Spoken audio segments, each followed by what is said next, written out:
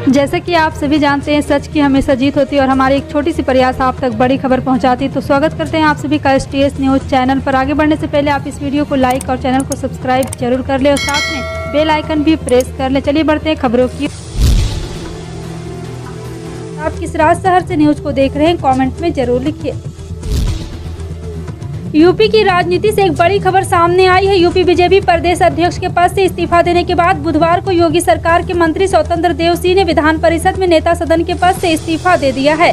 स्वतंत्र देव के इस्तीफे के बाद से राज्य की सियासत में उबाल आ गया है। हालांकि स्वतंत्र देव सिंह ने अपने इस्तीफे की वजह विभागीय व्यवस्था बताई है। स्वतंत्र देव सिंह की जगह अब उप मुख्यमंत्री केशव प्रसाद मौर्य को विधान परिषद में नेता सदन बनाया गया है। स्वतंत्र देव सिंह के इस्तीफे के बाद केशव प्रसाद मौर्य को उनकी जगह नेता सदन बनाया गया है। इस बाबत प्रमुख सचिव विधान परिषद को पत्र मिला है। विधान परिषद ने प्रमुख सचिव के कार्यालय ने इस बात की पुष्टि की है। बता दें कि स्वतंत्र देव सिंह को 2019 में बीजेपी प्रदेश अध्यक्ष की जिम्मेदारी सौंपी गई थी।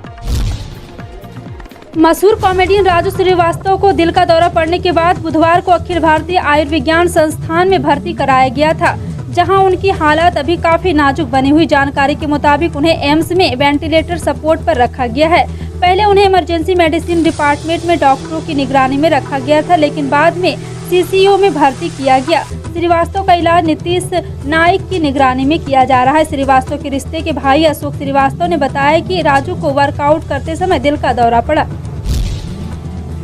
केंद्रीय मंत्रिमंडल ने प्रधानमंत्री आवास योजना के दिसंबर 2024 तक जारी रखने की बुधवार को मंजूरी दे दी है। सभी के लिए आवास उपलब्ध कराने की इस अभियान को जून 2015 में शुरू किया गया और उसकी मूल समय सीमा मार्च 2022 थी। इस योजना का उद्देश्य सभी पात्र शहरी लाभार्थियों को पक्के घर उपलब्ध कराना है।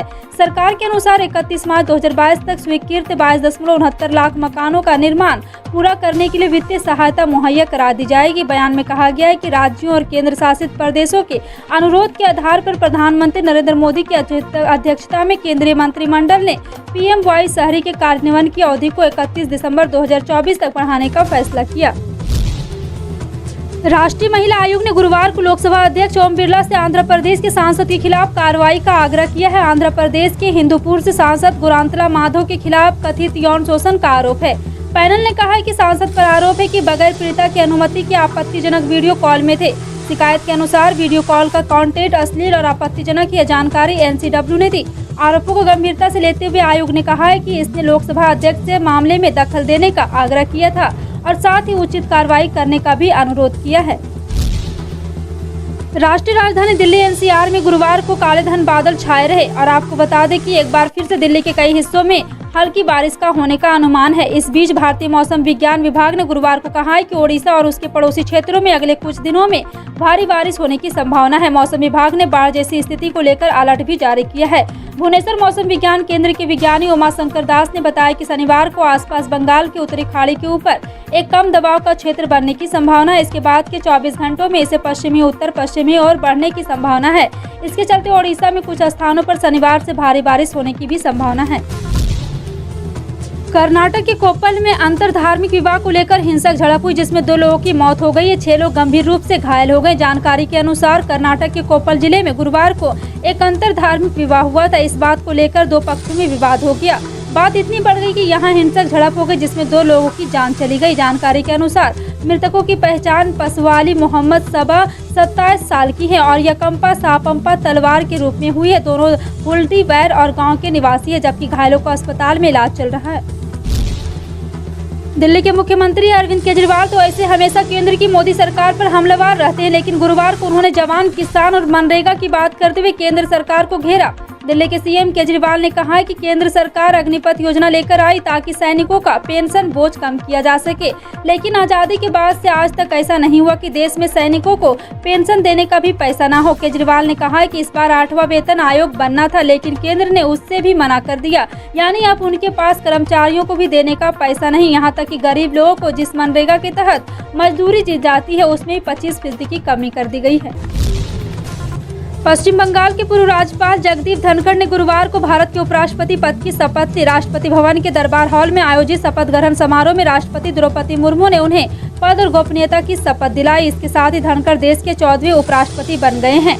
उन्होंने हिंदी में ईश्वर के नाम पर शपथ ली। धनखड़ के शपथ लेने के बाद जैसे ही हस्ताक्षर किए, राष्ट्रपति मुर्मू ने कहा बहुत बहुत बधाई। शपथ ग्रहण से पहले निर्वाचन अधिकारी ने उनके निर्वाचन होने पर प्रदान किए गए प्रमाण पत्र को पढ़ा।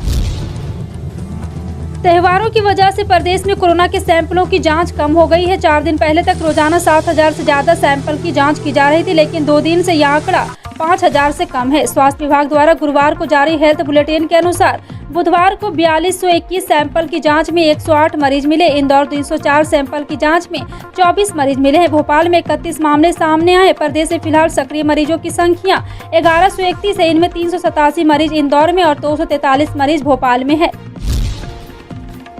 अक्टूबर से शुरू होने वाले नाई ऑल ईयर 2022 की शुरुआत सोयाबीन के बेहतर और रिकॉर्ड कैरी फॉरवर्ड स्टॉक के साथ होने जा रही है।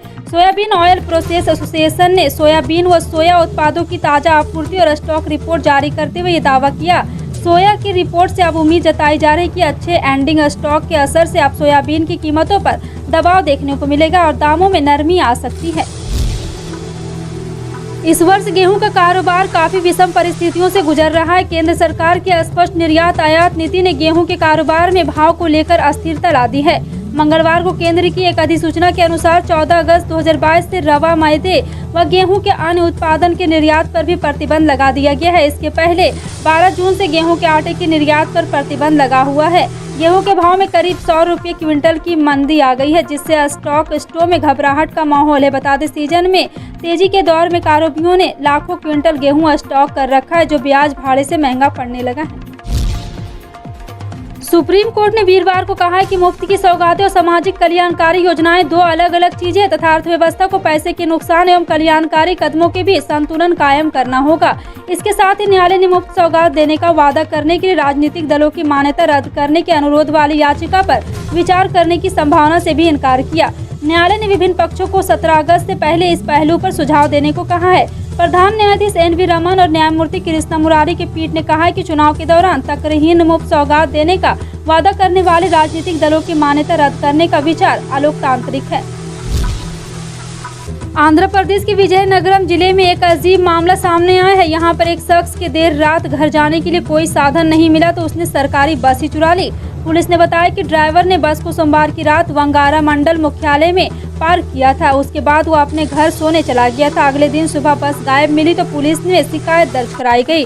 कई घंटों की तलाशी के बाद सूचना मिली कि बस रेजड़ी और मंडल के मिसालर दोलापट में खड़ी है। वहां पहुंचकर पुलिस ने बस को बरामद कर लिया और कुछ संदिग्धों को घेर लिया। कांग्रेस महंगाई और बेरोजगारी के मुद्दे पर केंद्र सरकार को घेरने के मकसद से आगामी 28 अगस्त को दिल्ली के रामलीला मैदान में महंगाई पर हल्ला बोल रैली का आयोजन करेगी। पार्टी महासचिव जयराम रमेश के अनुसार इस रैली से पहले 17 अगस्त से 23 अगस्त के बीच देश के सभी विधानसभा क्षेत्रों की मंडियां, खुदरा बाजार और अन्य कई स्थानों पर महंगाई चौपाल आयोजित की जाएगी।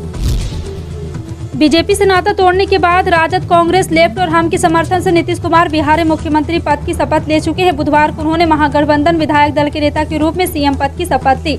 अब सबकी नजरें बिहार की नई महागठबंधन सरकार के बहुमत परीक्षण और कैबिनेट विस्तार पर टिकी है, जिसके बारे में जानकारी मिली है कि बिहार की नई सरकार में मंत्रिमंडल विस्तार 16 अगस्त को जबकि फ्लोर टेस्ट 24 अगस्त को होगा। कैबिनेट विस्तार के बारे में चर्चा है कि बिहार की नई सरकार में 35 मंत्री होंगे, जिसमें राजद से सबसे अधिक 16, जदयू से 14 और कांग्रेस से 4 और हिंदुस्तान अवाम मोर्चा से 1 मंत्री होंगे। हालांकि अभी यह तय नहीं हुआ है कि किस विभाग की जिम्मेदारी किस दल के पास रहेगी। माना जा रहा है कि राजद नेता तेजस्वी यादव गृह मंत्री पद पर दावा पेश कर सकते हैं।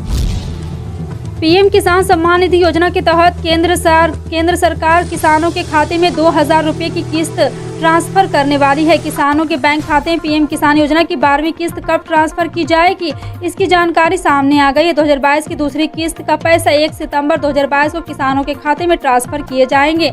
आपको बता दें, पीएम किसान स्कीम के तहत किसानों को पहली किस्त का पैसा 1 अप्रैल से 31 जुलाई के बीच की अवधि के लिए दिया जाता है। वहीं दूसरी किस्त का पैसा 1 अगस्त से 30 नवंबर के बीच में ट्रांसफर किया जाता है। इसके अलावा तीसरी किस्त का पैसा 1 दिसंबर से 31 मार्च के बीच ट्रांसफर किया जाता है और 1 सितंबर 2022 को किसानों के खाते में ट्रांसफर भी किए जाएंगे। अगर आप मोदी सरकार की पेंशन स्कीम अटल पेंशन योजना से जुड़े हैं तो आपको बता दें कि इस योजना की इनकम टैक्स का भुगतान करते हैं तो आपके लिए बुरी खबर है। वित्त मंत्रालय ने अटल पेंशन योजना में सब्सक्राइब करने के नियमों में बड़ा बदलाव कर दिया है। 1 अक्टूबर 2022 के बाद से जो लोग भी इनकम टैक्स का भुगतान करेंगे या जो अटल पेंशन योजना में निवेश कर पाएंगे। वित्त मंत्रालय ने अटल पेंशन योजना में निवेश के नियमों में बदलाव को लेकर गजेट नोटिफिकेशन भी जारी कर दिया है। डिपार्टमेंट ऑफ फाइनेंशियल सर्विसेज द्वारा जारी किए गए नोटिफिकेशन में कहा गया कि 1 अक्टूबर 2022 से कोई भी नागरिक जो इनकम टैक्स का भुगतान करता है या इनकम टैक्स का भुगतान करता है वो अटल पेंशन योजना को सब्सक्राइब नहीं कर सकता है। सरकारी स्कॉलरशिप पाने का शानदार मौका सामने आया है। मेधावी नेशनल स्कॉलरशिप योजना के तहत सक्षम कैश रिवार्ड 2022 के लिए आवेदन प्रक्रिया शुरू हो गई। ऐसे में छात्र इस स्कॉलरशिप का लाभ उठाना चाहते हैं वो ऑफिशियल वेबसाइट पर जाकर ऑनलाइन अप्लाई कर सकते हैं। मानव संसाधन विकास मिशन के तहत यह स्कॉलरशिप स्कीम आयोजित की जाती है। इस स्कॉलरशिप के लिए ऑनलाइन आवेदन मांगे गए हैं। डिजिटल इंडिया पहल के एक भाग के रूप में मेधावी नेशनल स्कॉलरशिप का योजना चलाया जा रहा है। फिलहाल आपका इन सभी खबरों पर क्या कहना है, कमेंट सेक्शन में टाइप करके जरूर बताएं। इसी तरह की पल पल की अपडेट जानने के लिए जुड़े रहें आप अपने NTS न्यूज चैनल से। मिलते हैं अगली बड़ी खबर में, तब तक के लिए जय हिंद।